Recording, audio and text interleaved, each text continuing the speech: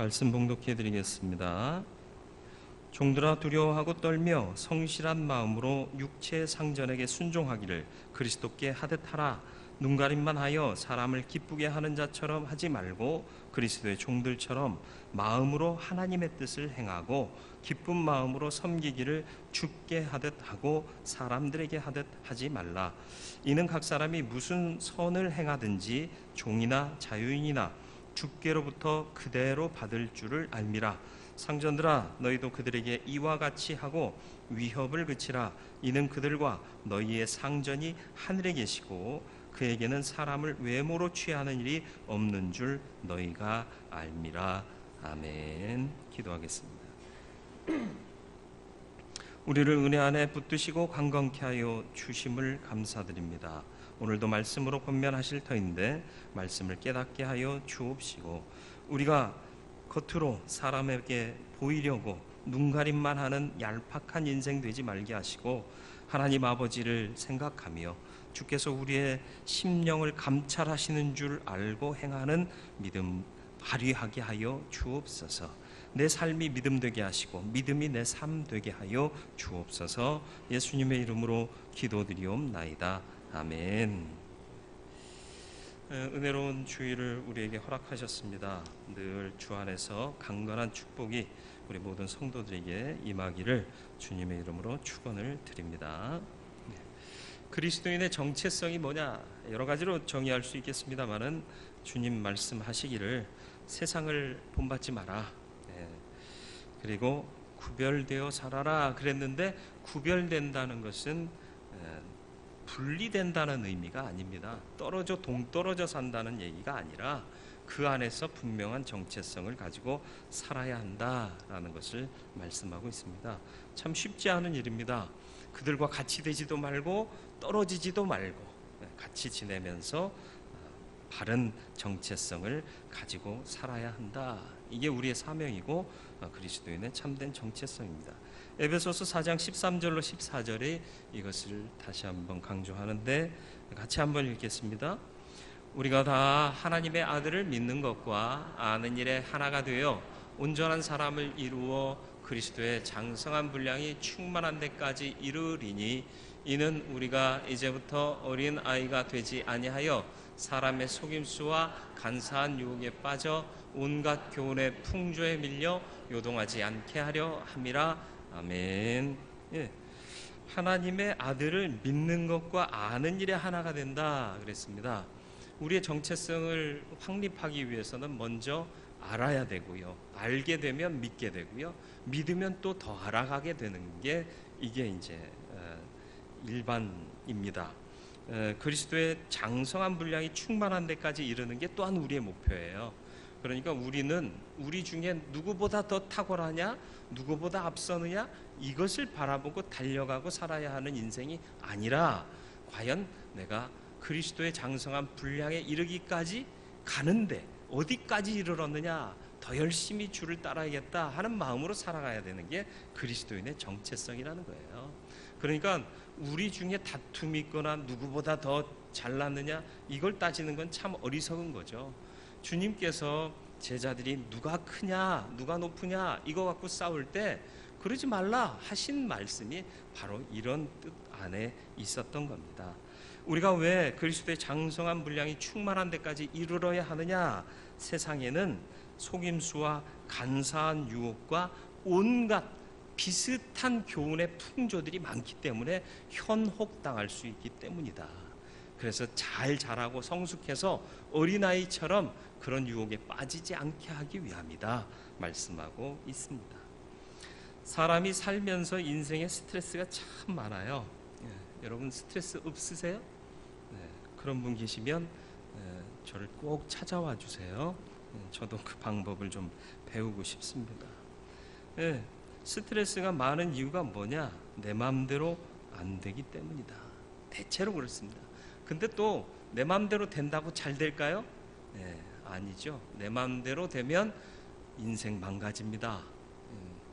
냅둬요. 내 마음대로 하게요. 그래서 내 마음대로 하라고 놔두면 나중에 그러잖아요. 그때 좀 붙잡아 주지 왜 그랬냐고. 그렇죠? 내 마음대로 해도 안 되는 게 인생입니다. 이런 스트레스, 인생에 많은 스트레스가 가장 상당 부분을 차지하는 부분이 대인관계에 있습니다. 사람을 만나고 사람과의 관계성 속에서 많은 스트레스가 나올 수 있습니다. 어느 교회에서 설문을 조사했대요. 교회 나오셔서 상처받은 적이 있으십니까? 그랬더니 70% 이상의 교인들이 상처를 받았다, 그렇게 대답을 했대요. 그리고 또 반대로 당신은 누군가에게 상처를 준 적이 있습니까? 하고 묻는 조항이 있었대요. 근데 놀랍게도 30%가 안 되는 사람만이 내가 다른 사람을 아프게 한 적이 있습니다, 고백했대요. 그러니까 30%가 70%를 괴롭힌 거예요? 분명히 그렇지는 않을 거예요. 많은 사람들이 나도 모르는 사이에 남을 상처 주었는데 받은 것만 기억하는 거예요. 난 상처받았다, 이렇게 생각하는 거예요. 그러니까 각각 자기를 돌아보라, 사도 바울은 권면합니다. 네가 남한테 상처 안 줬을 것 같니? 상처 줬을 거야. 그러니까 돌아봐. 너무 자신감 있게 살지 마, 이거죠. 세상을 대하여서는, 악을 대하여서는 자신감 있게 살아야 돼요. 당당하게 나가 싸워야 됩니다. 그러나 형제 자매 안에서는 내가 혹 누구한테 잘못된 모습을 보이진 않았는가, 상처를 주지 않았는가 돌아봐야 한다라는 것입니다. 사람은 항상 자기가 유리한 쪽으로 기울어요. 인간의 계기판은 고장나 있다, 아시나요? 그래서 하늘에서 직접 받는 GPS로 내 위치를 확인하셔야 돼요. 속도계가 고장나면요, 그거 믿고 달려서는 안 됩니다. 요즘은 차들이 좋아서 속도계가 고장나는 차들이 별로 없습니다만은 옛날에는요, 속도계가 고장난 차들이 참 많았어요. 열심히 달리다 보면 오라고 그래요. 누가요?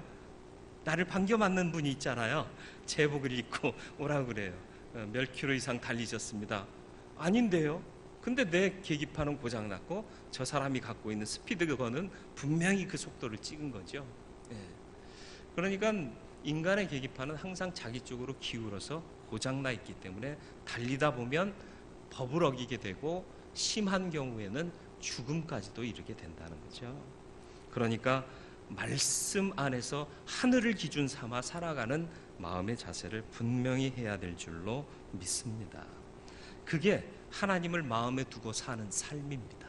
그래서 사도 바울은 로마서 1장 28절로 29절에 이런 안타까운 마음과 함께 하나님을 그 마음에 두기를 원하는 말씀을 주셨죠. 또한 그들이 마음에 하나님 두기를 싫어하며 하나님께서 그들을 그 상실한 마음대로 내버려 두사 합당하지 못한 일을 하게 하셨으니 곧 모든 불의, 추악, 탐욕, 악의가 가득한 자요, 시기, 살인, 분쟁, 사기, 악독이 가득한 자요, 수군수군하는 자다. 하나님의 기준이 없으니까, 하나님이라는 기준이 없으니까 추악하고 탐욕하고 악의가 있고 불의가 있고 분쟁하고 투쟁하고 악독이 가득하더라 라는 얘기입니다. 저와 여러분들은 하늘을 기준하여 사는 하나님의 사람이 되어야 할 줄로 믿습니다.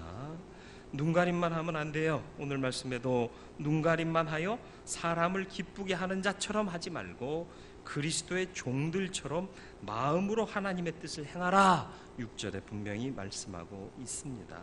왜요? 하나님은 우리의 마음을, 우리의 심령을 감찰하시는 하나님이시기 때문에 그렇습니다. 하나님 보시기에 합당하게 살아가면 관계를 통한 스트레스를 극복하고 이겨내고 더 온전한 관계를 이루어 평강하고 또 마음에 기쁨이 넘치는 믿음의 길을 달려가게 될 줄로 믿습니다. 그러기 위해 필요한 마음의 자세 뭐냐? 5절로 7절이요. 그리스도께 하듯. 에베소서 5장, 6장은 대인관계, 인간관계에 대한 지침을 설명하면서요, 이렇게 살아라 하고 권면하는 바울의 말씀이 담겨 있는데 그 말씀들 가운데 빠지지 않고 강조되고 또다시 반복되는 게 있는데 그게 뭐죠? 그리스도께 하듯 주께 하듯. 그리스도께서 교회를 사랑하셨듯이 남편들은 아내를 사랑하고, 그죠? 그리고 또 종들은 상전들에게 할 때 주께 하듯, 그리고 부모는 자녀들에게 주의 교양과 훈계로. 다 기준이 뭐예요? 다 중심이 뭐예요? 주님이에요. 주님께 하듯 하라. 이게 기본입니다. 여러분, 주님께 하듯 하라라는 게 무슨 말일까요? 토요일은 꿀 드시지 마세요. 뭐죠? 주님께 하듯 하라. 뭘까요? 주님은 여러분의 어떤 존재이십니까? 너무 어려워요. 생각 못했는데 갑작스러운 질문에 당황하고 있죠? 여러분이 구원받은 이유가 뭐죠? 왜 구원받았죠? 무엇 때문에 구원받았죠? 십자가의 사랑, 은혜, 그죠? 한량없는 은혜, 그죠? 측량할 수 없는 그 크신 사랑으로 우리가 구원받았고요. 살아가는 은혜도, 살아갈 은혜도 다 하나님의 사랑, 예수 그리스도의 십자가 사랑으로 말미암은 것입니다. 나를 사랑하시는 분한테 난 어떻게 대할까요? 까칠하게? 내가 좀 까칠한 사람인가요? 사랑하게 돼요. 그렇지 않습니까? 날 사랑하면 또 사랑하게 되는 거 아닙니까? 죽게 하듯 하라. 어떻게 하라? 사랑으로 하라. 다른 말로 하면 죽게 하듯 하라 그러면 주님을 사랑하는 마음으로 그대로 행하라. 그리스도인의 딜레마를 말씀드렸습니다. 정체성에 대해서 말씀드렸죠. 동화되지도 말고 고립되지도 말아라. 그렇다면 어떻게 해야 하느냐? 적응하며 살아라. 화합하되 화목하되 동화되지 말고 반대로 또 고립되지도 말아라. 바벨론으로 끌려갔던 다니엘이 대표적인 모습일 겁니다. 바벨론 제국의 첨단 학문을 배우죠. 나는 이런 제국의 학문 배우지 않겠어? 배척하지 않습니다. 그리고 또 그 나라식 이름도 가져요. 벨드사살이라고, 그죠? 다니엘이라는 내 이름 고집하겠다. 그것도 아니에요. 그냥 벨드사살이라고 부르는데 그까지 뭐 이름 바꾸는 게 큰 문제가 있겠느냐? 이런 생각을 가져요. 그리고 또 그 나라의 총리까지 됩니다. 그런데 중요한 것은 그가 양보한 부분이 이렇게 많지만 단호하게 지킨 부분도 분명히 있다라는 거죠. 왕의 사내 진미가 나옵니다. 학생 시절에요. 이거 먹으래요. 그래야 똑똑해진대요. DHA가 함유된 참치가 있었는지 없었는지 모르겠고 하여튼 좋은 음식을 갖춰놨는데 고기 종류들인 거예요. 근데 그 당시에 이 바벨론 제국의 고기들은요 다 신전에 제물로 드려졌다가 도축돼서 나온 고기들인 거예요. 그러니까 다니엘이 이걸 먹을 수 있어요, 없어요? 다른 신 앞에 제물로 바쳤던 것을 내가 먹는 건 신앙에서 위배되는 일이라 이건 안 먹겠다라는 거죠. 그러니까 왜 안 먹어? 곤란하다. 그랬더니 시험해 보세요. 우린 채소만 먹을 테니까 쟤네들 고기 다 먹이고 해보세요. 누구의 얼굴빛이 더 윤기가 나는지 해봅시다. 요이 땅 해서 해봤더니 어떻게 됐어요? 결과가 채소만 먹었던 다니엘이 얼굴에 광채가 나고요. 양보하지 않은 거예요. 그리고 또 나중에는 제국의 황제 어인이 찍힌 명령을 알고서도 예루살렘을 향하여 창문을 열고 기도했잖아요. 창문 닫고 해도 되잖아요. 그때만, 그죠? 그런데 그때도 변함없이 창문을 열고 누가 듣든지 말든지 내가 하던 하나님께 대한 이 믿음의 행위는 절대 포기할 수 없었던 거예요. 그러니까 하나님께서 모든 위험 가운데서 건지시고 많은 사람들에게 과연 하나님 살아계시도다 하는 것을 알게 하시더라라는 것입니다. 오늘날 우리는 삶을 살아갈 때 지켜야 할 것과 양보해야 할 것을 반대로 여기고 살고 있지는 않습니까? 양보해야 할 것을 이를 악물고 지키려고 하고 지켜야 할 것을 마음껏 양보하고 그러니까 교회의 정체성이 약화되고 사라지는 것 아니겠느냐라는 것입니다. 죽게 하듯 하라. 기준이 주님이어야 한다. 그리고 주님을 사랑하는 마음으로 주님의 가치를 지키기 위해서 믿음을 지키기 위해서 모든 삶의 기준을 주님으로 삼아라 라고 말씀하고 있는 겁니다. 그래서 종들아 두려워하고 떨며 성실한 마음으로 상전에게 순종하기를 그리스도께 하듯 하라 명령하셨습니다. 그 말은 할 수 있겠어요. 괜찮아요. 할만해요. 그런데 베드로 사도가 명하는 말씀을 보면 여기에서 더 나가요. 베드로전서 2장 16절로 18절 말씀 보세요. 너희는 자유가 있으나 그 자유로 악을 가리는 데 쓰지 말고 오직 하나님의 종과 같이 하라. 뭇사람을 공경하며 형제를 사랑하며 하나님을 두려워하며 왕을 존대하라. 괜찮아요. 여기까지는 이해돼요. 할 수 있어요. 그런데 이후의 말씀 보세요. 사환들아 범사에 두려워함으로 주인들에게 순종하되 선하고 관용하는 자들에게만 아니라 또한 까다로운 자들에게도 그리하라. 예. 한국어 성경에서는 까다로운이라고 번역을 했습니다만은 이 까다로운이라는 헬라어 원어의 뜻은 뭐냐? 고약하다, 못됐다 그런 뜻이에요. 주인이 있는데 고약한 인간이에요. 못된 사람이에요. 다른 사람들한테는 할만해요. 명령을 지킬만 하고 순종할 만해요. 근데 이건 인간 같지도 않은 거예요. 근데 저 말을 들어야 돼? 근데 결론은 뭐예요? 들으라, 순종하라. 왜요? 여러분, 인격적으로 훌륭한 사람 명령하면 따를 수 있잖아요. 예수 안 믿는 사람이라도. 그죠? 그런데 정말 고약해요. 형편없어요. 말도 안 돼요. 인간 같지도 않아요. 그런데 그게 상급자라고 나한테 명령을 한단 말이에요. 이거 들어야 돼요? 말아야 돼요? 답을 알려드렸잖아요. 들어야 돼요? 말아야 돼요? 들어야 돼요. 왜요? 그게 두 번째 이유입니다. 행한 그대로 받기 때문에 그렇습니다. 행한 그대로 받는다. 8절 말씀 보세요. 이는 각 사람이 무슨 선을 행하든 종이나 자유인이나 주께로부터 그대로 받을 줄을 알미라. 그대로 받는데요. 행하면 그대로 받는데요. 근데 그 사람한테 받는 게 아니라 누구로부터 받는다? 주께로부터 그대로 받는다. 내가 저 사람을 선대하면 주님이 그 선대한 나의 그 행위에 대한 보상을 주님이 주신다는 거예요. 저 사람이 주는 게 아니라 주님이 주신다.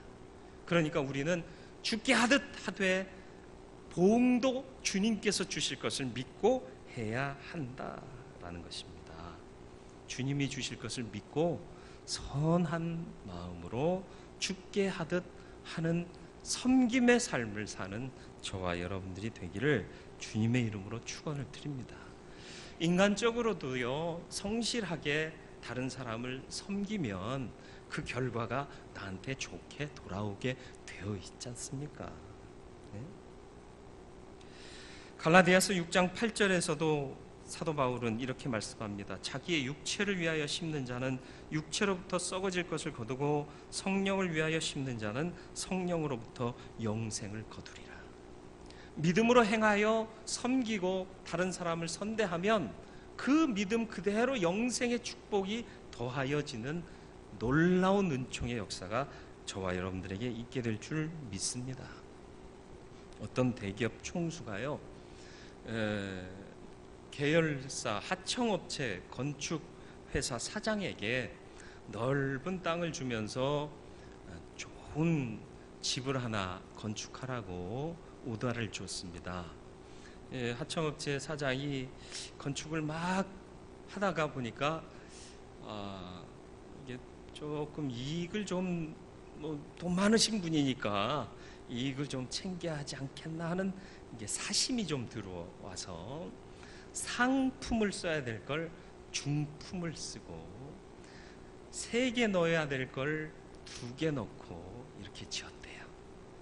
그러니까 많은 부분이 자기 이익으로 축적이 됐겠죠. 완공이 됐습니다. 그 총수가 와서 집을 둘러봅니다. 참 잘 지어졌네. 그러면서 받은 열쇠를 이 하청업체 건축 사장한테 주면서 당신 집이야. 그동안 나한테 참 수고 많이 해서 내가 어떤 선물을 줄까 했는데 당신을 위해서 좋은 집을, 당신 집 별로 안 좋은 것 같아서 좋은 집 지어서 살으라고 내가 집 지으라고 그런 거야. 그 순간 그 건축업자가 무슨 생각을 했겠어요? 상급 쓸 걸, 3개 다 넣을 걸. 항상 성실하면 손해볼 거 없어요. 근데 자꾸 얄팍한 이익과 눈앞에 그 산술적인 숫자 노름에 우리는 빠져서 주님께 하듯 하는 삶을 그리스도인조차도 살지 못하기 때문에 온전한 의가, 정의가 세워지지 않는 것 아니겠습니까? 오늘날 이 시대의 딜레마를 극복할 수 있게 하는 것은 우리의 믿음뿐입니다. 여러분, 성실하게 사세요. 저 사람이 나한테 보응하지 않아도 주님께서 내게 보응해 주실 줄 믿습니다. 그게 믿음인 거잖아요. 그런 믿음으로 저와 여러분들이 살아가야 할 줄로 믿습니다. 그리고 무엇보다도 하늘의 가치는, 하나님이 명하신 하늘의 가치는 서로 섬김의 가치다. 9절에서 간접적으로 표현이 되고 있는데요. 상전들아, 너희도 그들에게 이와 같이 하고, 높은 사람들아, 너희라고 다른 사람들한테 높다는 이유로 안 해도 되는 일은 없다. 이와 같이 해라. 그러면서 더 덧붙여서 강조한 말씀이 있죠. 이와 같이 하고 위협을 그치라. 가진 자가 마음대로 휘두르면요, 그게 갑질이 되는 거예요. 가졌다고 해서 그냥 시키면 그게 위협이 될 수 있다라는 겁니다. 그렇기 때문에 조심하고 주의해야 돼요. 자리가 높아질수록, 많은 책임이 부여될수록 조심하고 사려 깊어져야 한다라는 것이죠. 그래서 더욱 그들을 섬기는 자로 살아라 하고 권면하고 있는 거예요. 왜? 네가 상전인 줄 아느냐? 너 상전 아니다. 왜? 하나님이 계시지 않느냐? 하늘에 상전이 계시기 때문에 우리는 그 아래에 있는 하인들일 뿐이다 라고 말씀하고 있습니다. 그리고 그 하나님은 사람을 외모로 취하는 일이 없는 줄을 너희가 알지 않느냐. 다시 말하면 겉으로 드러나는 것으로 하나님은 그 사람을 판단하는 게 아니라 심령을 감찰하시며 그 마음의 중심을 보시며 사람을 판단하시지 않느냐. 제가 나름대로 의리 있는 목회를 해왔어요. 여러분이 볼 때는 모르겠지만 예전이라고 그래야 서로 마음이 편하잖아요. 여러분이 안 봤을 때니까. 그래도 아시잖아요. 제가 부임해서 담임 목사 취임식 할 때 제가 부목으로 있었던 교회에서 어마어마한 분들이 왔잖아요. 의리를 지키며 목회했어요. 근데 한 교회 섬길 때 담임 목사님이 좀 목회상에 어려움이 있으셔서 목회를 그만두시고 다른 방법을, 다른 일을 찾아야 하실 때가 있었습니다. 물론 이제 그 이후에도 목회를 마지막까지 다 하긴 하셨습니다만은 위기의 때가 있었어요. 그때 같이 사역하던 분이 목사님은 그러시면 안 된다고 그러면서 다닌 거예요. 저는 이제 함구하고 있었고, 저는 의리를 지키기 위해서 목사님에 대한 어떤 비판이나 비평을 하지 않았단 말이죠. 근데 세미나, 직분자 세미나 때 그분이 그 말을 막 하고 다니던 분이 기도회를 담당했어요. 나가시더니 우리 목사님 얼마나 힘드신지 모른다고, 우리 기도해야 된다고 그러면서 갑자기 눈물을 흘리면서 우리 목사님 지켜달라고. 그분이 뭐하고 다니는 분이었다고요? 우리 목사님 그러시면 안 된다고 그러면서 다녔던 사람인데, 그때 왜 그렇게 눈물을 흘리며 기도했을까요? 그 목사님이 뒤에 앉아 계셨어요. 그 순간 그분 충신되고 아무런 그런 감동스러운 액션을 취하지 않은 저는 간신까지는 아니었어도 하급 관리 정도 되는 그런 상황에 처하게 됐죠. 사람은 드러나는 것으로 모든 걸 판단합니다. 그러나 하나님은 그렇게 판단하지 않으십니다. 우리가 바라보는 것은 사람이 아니라 하나님이란 것을 잊지 마시길 바랍니다. 세상 사람 날 몰라줘도, 세상 사람 날 몰라줘도 난 뒤돌아서지 않겠습니다. 나를 인정하시고 나를 참으로 복 주시고 나를 온전케 하실 분은 하나님 한 분밖에 없습니다. 이런 믿음으로 살 때에 우리가 눈가림만 하지 않고 주께 하듯 사는 삶을 통하여 주께로부터 보응받고 심령을 감찰하시는 하나님을 기쁘시게 하면 그분께서 우리에게 복 주셔서 우리의 삶을 강건하게 하시고 온전하게 하실 뿐만 아니라 우리의 섬김의 삶을 통하여 이 시대를 변화시키고 고치실 줄 믿습니다.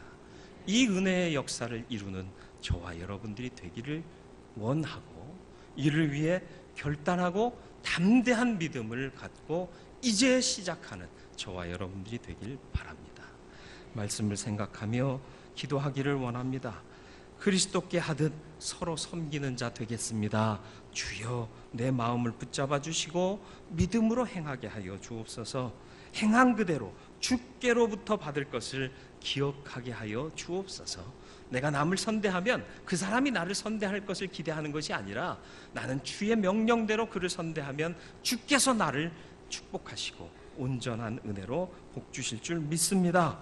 무엇보다도 내가 높은 자이기 때문에 받기만 하는 것이 아니라 서로 섬겨야 합니다. 왜? 나는 상전이 아닙니다. 하나님만이 상전입니다. 그리고 내게 원하시는 것, 그리고 나를 바라보시는 주님의 그 눈길을 기억하면서 나는 참 믿음으로 섬기는 자 되겠습니다. 결단하고 기도하기를 원합니다. 주여 한번 부르고 기도합니다. 주여.